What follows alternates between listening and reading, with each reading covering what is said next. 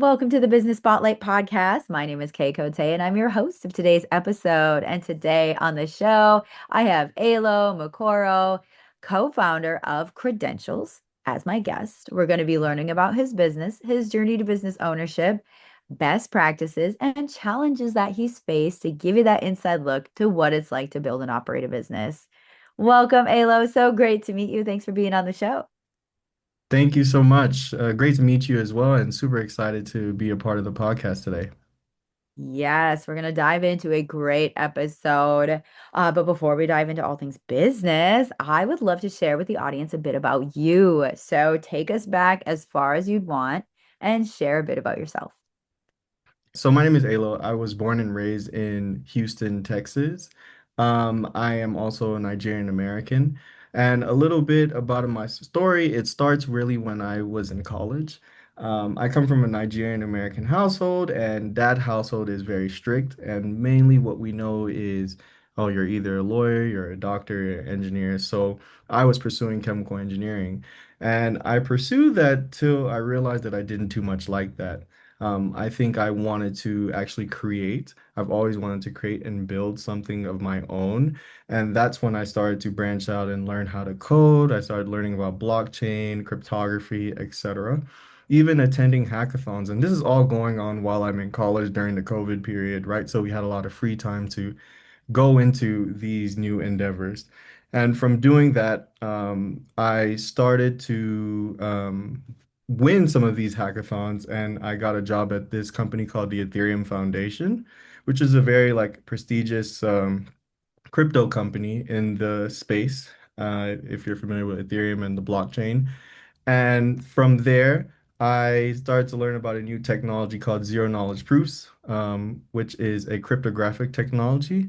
And that's what segued me into actually building out Credentials, which is the business I work on today. And what we do at Credentials is we provide verification infrastructure for financial institutions using zero knowledge proofs. So, yeah, that's a little bit about me. Very cool. Well, thank you for sharing a bit about your backstory and just like really honoring what you wanted to do and having the courage to do that. So, okay, tell me about Credentials. How did you come across this as your business? What inspired that? So yeah, actually, what inspired that is when I was in college. See, everything started from college. My co-founder and I, we've actually been best friends for about 15 years, but we were freelancing. We were actually we started a website business, and we were making money from various angles. But when we actually tried to get credit, it was a very cumbersome process because we were not a standard W-2 earner. So that just stayed in our minds like, okay, it's very difficult for people that earn outside of the system to actually access credit. And I know that this is a bigger problem even outside of the United States as well, where credit infrastructure isn't as robust. So it was when I started to work for the Ethereum Foundation where I learned about the technology zero knowledge proofs, which is a verification technology that allows you to verify anything that exists on the web without actually revealing the underlying data itself. And this was super interesting. And I was like, oh, okay, so maybe we can actually use this technology to be a actual verification layer for individuals and businesses globally so we can help make access to credit a lot easier, really financial services in general. It extends past credit. So that's a little bit about Credentials and what we do there and how we got into it. That is super cool. Now, what stage are you at in the company now? Are you developing? Are you selling? Are you marketing? Like, what's kind of your main thing right now? Yeah, so we are piloting right now. So we're working with a couple of businesses around the globe, and we are verifying data from various platforms to help them with their lending operations, right? So, yeah, that's what we're doing mainly right now, piloting. Piloting. That's incredible. So now it's you and a co-founder. Are there any other team members you currently have, or what's that look like? So we actually have two other team members. Right. One who is our lead engineer, James, who is from Vietnam, and I met him while I was in Vietnam. And we also have a head of marketing. Her name is Dada, and she's in Kenya, and I'm actually currently in Kenya. We met them about 2 years ago, so that's our full team. Four, small but mighty. All but mighty, and that's what matters. That's incredible. Okay, so now take me through the next, like, say, 1 to 3 years of your company. Where is it? Where do you have plan for it to go? Yeah, so that's a great question. Um, Yeah, so of course we don't know what the future beholds, but from my perspective and with what we're building, and I spoke about this a little previously, but um, when it comes to people accessing credit at acceptable rates outside of the United States, it is not the best, right? Interest rates are over 20%, over sometimes 40%, right? And it can be pretty ridiculous. And you have individuals and you have businesses that are actually making money, that are actually credible, that are not able to access this stuff. And it causes for them to have to undergo a lot of pressures, right, in the economy. And basically, what we want to do with credentials is be that verification layer for any business, any person that is earning online inside the United States, outside of the United States. And we want to be able to verify this data and prove it by putting it on the blockchain, right? And having it to where any lender or liquidity provider can look at this data that exists on the blockchain and actually lend to these businesses or individuals at lower interest rates than what they're currently used to. So we want to bridge that gap and making access to capital a lot easier outside, just globally. And I think that is the North Star. I think we're gonna start doing a lot of these things this year towards the Q3, Q4, but for it to really take off, I do believe that that would be like a 2, 3 year mission. Definitely. Well, it sounds like you've got your ducks in a row, ready to go with the business and then build it out. So, let's talk a little bit about competition or competitors. Are there any competitors, like direct competitors in the market? And if so, how are you setting yourself apart? Yeah, so you do have some competitors that exist. You know, in America, you've heard of Plaid, which they verify like bank account information. There's others like Argyle, which is closer to us, and they verify like payroll data as well as gig work and things of that sort.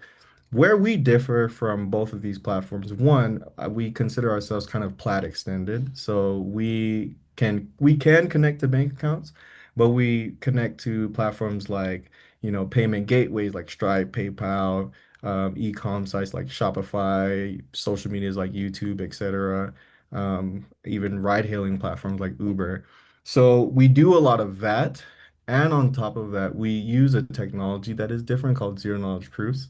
So why this is very different than what is currently used is what zero knowledge proofs allows you to do is we can verify that we know a certain piece of information without actually seeing it. And where this actually matters is when the user actually logs in to, let's say, Shopify to get their data verified, we actually cannot even see or access their login credentials at all, which is different from our competitors. We don't have access or any liability when it comes to that perspective. And yeah, they can log in a privacy preserving way, and then we just verify the data. So I'd say those are like the two main reasons that we're different. And third is we also are leveraging blockchain technology. By putting this information on the blockchain, we are expanding from just working with like businesses in the US or businesses in Europe. We can actually work with businesses globally and individuals globally. So yeah, those are the main differentiators with what we do compared to like our competitors. Oh, wow. Well, thank you for sharing that. I mean, there was definitely some perks in there that it sounded like. what sets you all apart. And so now let's look at your kind of like your structure around marketing. So where are you at in the marketing journey right now? We'll start there. Yeah, so marketing is super interesting. I'd say today like technology is not as big of a moat today. I think it's more distribution. So marketing is super huge for us. And how we go about it right now is we do a couple of things. We have a great marketing person on our team who creates great content, copy, and design, who posts on our LinkedIn and our social medias. That's one. Two, we're doing a lot of co-marketing, or we're ramping up these co-marketing efforts with the people that are in our pilot program so that we can increase our area or our like range and attract more businesses that way as well. Three, we also do stuff like email newsletters, which are really cool. We try to send one out once a month. Um, and yeah, I would say those are the main ways that we're doing marketing right now. A lot on ourselves, but two, we're doing a lot of partnership marketing tactics right now to increase our range. Okay, okay, incredible. Now, right now, let's talk about this, the pilot program. So, w- how much, so tell me about the pilot program or what you can share about it. Is it a focus group? How many members are in it? Kind of like what's your goal with that? Yeah, so our pilot program is the reason we're doing that is because this technology is quite new and we really need to onboard more like design partners to help us kind of like design the actual implementation of the technology to fit their use cases. So our pilot program right now is about like six different businesses. So it's not super huge, but it's these are like well-established businesses with traction, etc. And the main things that we're doing in this pilot programs are one, we're verifying ride-hailing like drivers to help them get access to credit in South Africa. So we're verifying from a platform like Uber to help people get access to credit. That's one of the pilots that are is live right now. Two is we're also working to verify Shopify store owners' inventory data as well as their revenue. And what we're doing here is we're putting this data on chain and we're connecting them to a set of lenders and liquidity providers who are interested in lending to these businesses who want to do inventory financing, revenue-based financing, or affiliate financing. And those are like two of the main types of pilots we're running right now. And the other businesses that are in the pilot are just extensions of that. So yeah. Okay, that's incredible. Now, looking at um the program, how long do you plan to run the pilot program? Yeah, so the pilot program will be about like 2 to 3 months Okay. before we convert it. And then when you convert it, those become clients, the folks that are in it. Is that the goal or is it how does that work? So they're already clients. So it's a paid pilot. But I would say the after these 3 months, it will be more contractual, like, hey, let's sign like an annual agreement, Mm. and go from there. Right. Right. So yeah. Okay. Now, with that, with the paid pilot, and then these are clients. Now, what is your plan in terms of your employees? Do you plan to bring more people on, or you want to stay the small but mighty team? So this is a very interesting question, especially today in the age of AI. I ask myself this question all the time. Um, So I we do want to, remain small, but I also do recognize that we do need more people to grow, Mm. mainly when it comes to sales. So these are people that are reaching out to various cust or clients or ICPs for us, especially when we're trying to target people in LATAM. Actually, none of us speak Spanish, so on our cold reach or our cold outreach efforts. it's hard for us to get responses. So like hiring someone that can help with that, for instance. So sales is big, but we're also probably gonna hire a little bit more in the engineering end just to help our one engineer out.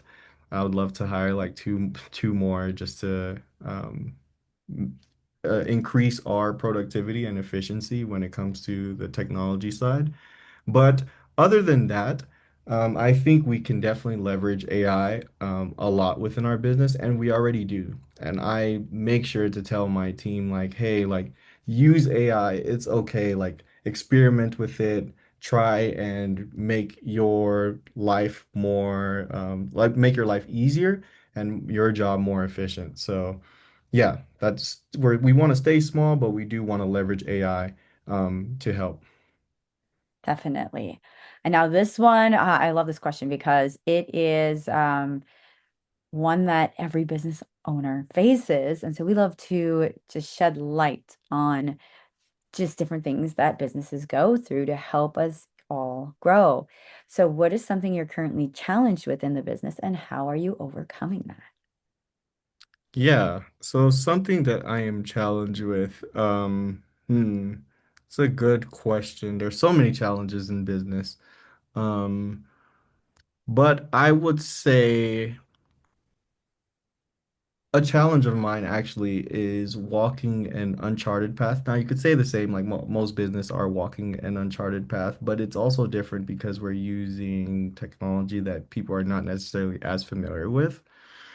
And advice that I can give for a business owner that might find themselves in a position like ours is one, you really just want to find your champions. So there's a lot of people that, will entertain the idea, but they're not very serious about what you're building. And that can cause you to waste a lot of time, money, resources.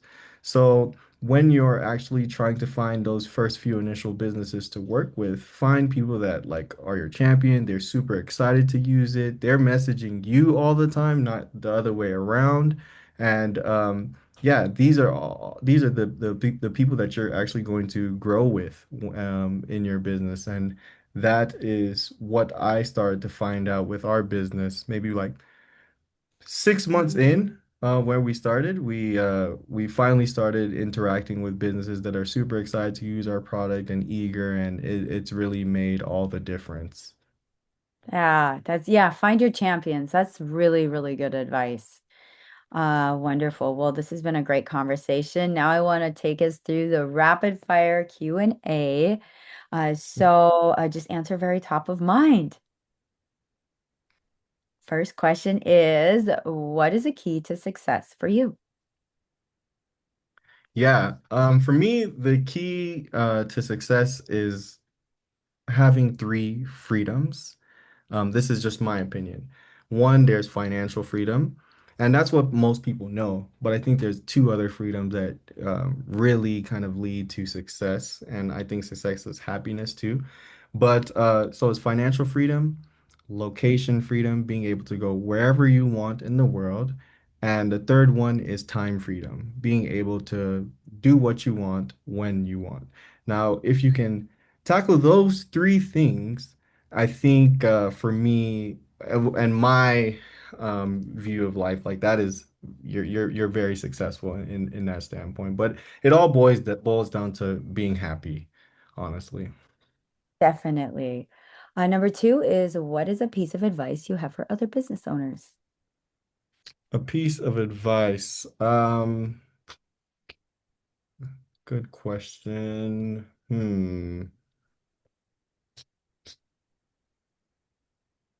I'd say so for other CEOs, I think, or really just under founders in general, the world is changing so much. AI is here, blockchains are here, and eventually quantum is going to be here. So technology is should not be the moat. I would say don't focus too much on the technology. Focus more on the distribution. That what that Mhm. means is go out there, meet people, form relationships, increase your network, shake hands. That is honestly the way that you will fast track your business more than you building the best product out there. Definitely. Great thoughts. I love that. Number three, this is a fun one. It could be a podcast, an article, or a book, something that's just resonated with you recently. Yeah, actually, a book that I would recommend founders to read, and it relates to distribution, is called Founder Brand, The Founder Brand. Forgot who it's by, but The Founder Brand, if you look that up, you should find it. Why that book is super impactful for me is it really just, gave me the outlook on how to build that distribution, right? So it talked about, you need to post on your socials like and be consistent, like at 5 times a week, something like that. And two, you can actually start a podcast, which is something that we've been doing as well. We've started a podcast called the CR3 Pod, and it actually helps with the distribution piece because every 2 weeks or every one week, we make a podcast video. We bring on maybe a client of ours or a partner or someone that we find interesting, have a conversation, and then you can now repurpose that content for months on end. And you just clip it into small little clips and just keep on posting it and rotating it. And people are gonna like listen because they see that you're consistent about something. They're gonna watch your podcast and learn things. And yeah, we've been finding that to be a cheat code, honestly. Nice. Dig that. Now the last question. Now this one take your time on. If I were to hand you a magic wand and you overnight could change one element of your business, anything you want for the better, what would it be? Magic wand, and I can change one thing about my business.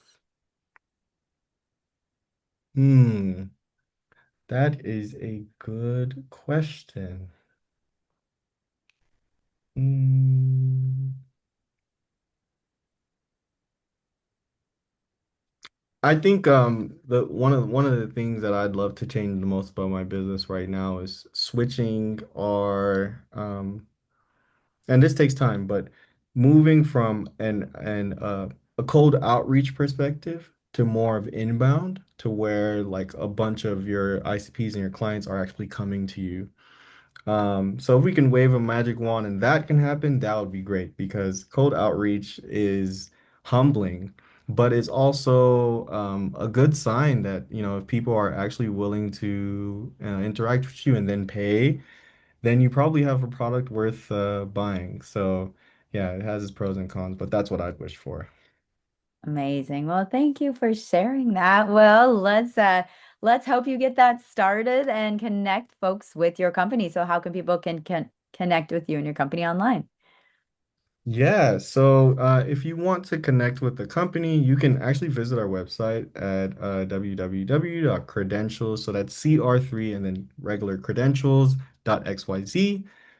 Or you can also just find us on socials. We're active on X, same thing, credentials, and on LinkedIn, credentials. And then you can follow me on socials as well. So my LinkedIn, you can just type in Elo Mukoro with my name and you should be able to find me there. I love to post a bunch of things about the company as well as AI and all the things happening and the things I've discussed in this pod. So yeah, that's the way that I'd say you can find us. Awesome. Well, thank you, Alo, for our final question today. What is most inspiring to you today? Yeah, that's a great question. These are good questions. What is most inspiring to me today? Mm,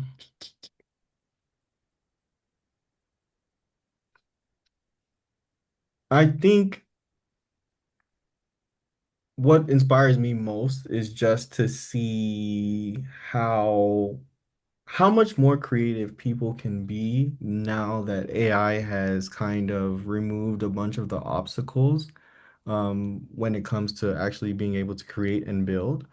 So it's amazing to, go on X or go on LinkedIn and start to see all these people like, that maybe they don't have coding experience or maybe they're not domain experts in a certain field, but they just get up and then they actually start to create something and build.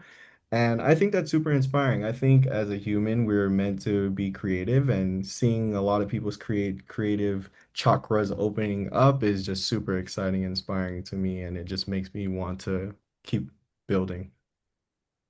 That is inspiring. Well, Alo, thank you so much for sharing your story and coming in from all the way over in Africa. That was awesome. Thanks for Oh, being on the show today.